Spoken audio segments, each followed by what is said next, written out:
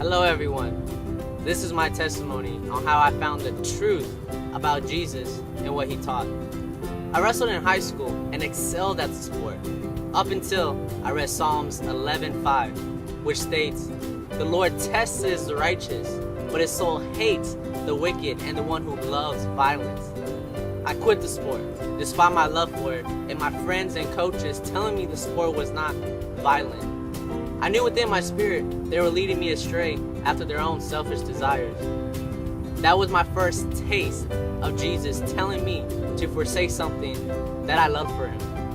I attended the Kingdom Hall of Jehovah's Witnesses with my family from a young age, but stopped going when my parents stopped attending the meetings.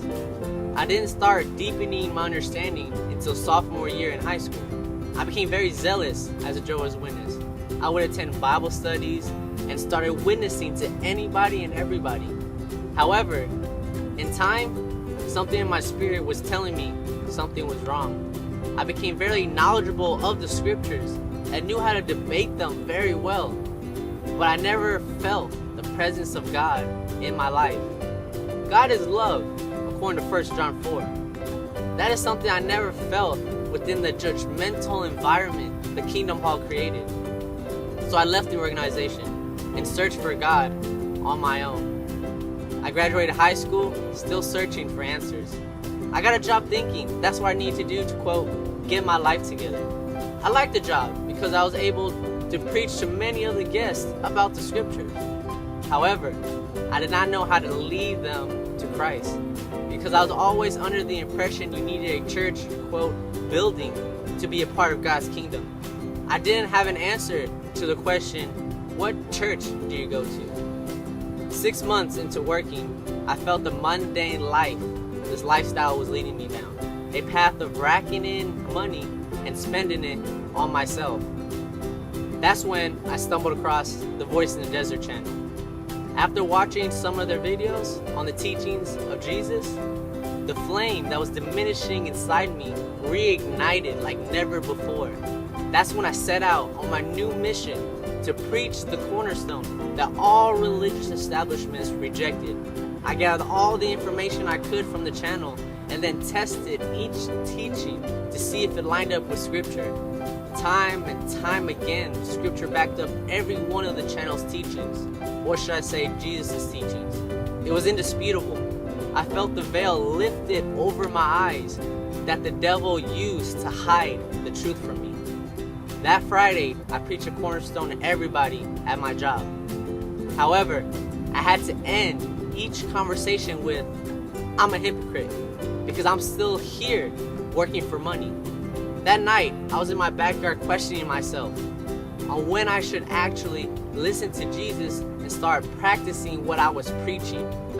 As these words left my mouth, my younger sister, who was a freshman at the time, walked outside and said I had bad news about John. Some background on John. He was in the same grade as my sister and did not believe in God. He was very depressed, so I was teaching him about who God is and what he wants for you in your life. He enjoyed our conversations and wanted to learn more. He would say it was helping him get over his depression. Long story short, I lost contact with John when he took a trip to Mexico. Thursday night, the night before the Friday when I went to work preaching the cornerstone, John had sent me a text saying, well, hey, I knew he needed counsel and wanted me to go visit him at his house, but I didn't because it was late. I was in bed and told myself I had work in the morning. If I go and have an hour or two conversation with John, then I'll be too tired for work tomorrow. So I told myself I'll talk to him after work tomorrow. Well, I didn't get that chance. The news my sister came to tell me was that John had committed suicide that morning. This news crushed me, but Jesus was teaching me something. If I would have made the choice to forsake all and start living by faith one day earlier, there would have been nothing, no job stopping me to go and save that young child's life. I did not go to work that Saturday and gave my letter of resignation that Monday. I didn't know how I was going to go about living by faith all by myself. So I packed my bags in my car and set off to find where a group of Christians were living who had experienced living by faith. Not far on my journey, my car broke down. I was left with two choices: to either call my parents for them to come pick me up, or to put my full trust in God and continue my journey. Needless to say, I trusted in God, remembering what Jesus said in Luke 9:62. No man, having put his hand to the plow and looking back, is fit for the kingdom of God. So, I packed what I could on my back, forsook my car, and started walking down the highway. I was hitchhiking when the sky started pouring down rain. This thought came to mind while I was walking.